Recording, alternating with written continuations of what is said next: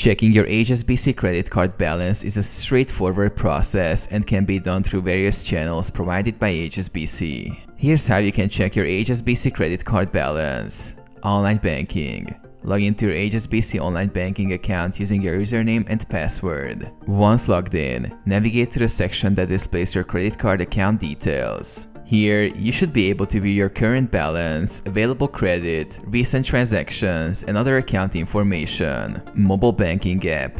If you have the HSBC mobile banking app installed on your smartphone or tablet, open the app and log in using your credentials. Navigate to the credit card section within the app to view your balance and transaction history. Phone banking. Call the HSBC customer service number provided on the back of your credit card or on the HSBC website. Follow the automated prompts or speak with a customer service representative to inquire about your credit card balance. ATM. Visit an HSBC ATM and insert your credit card.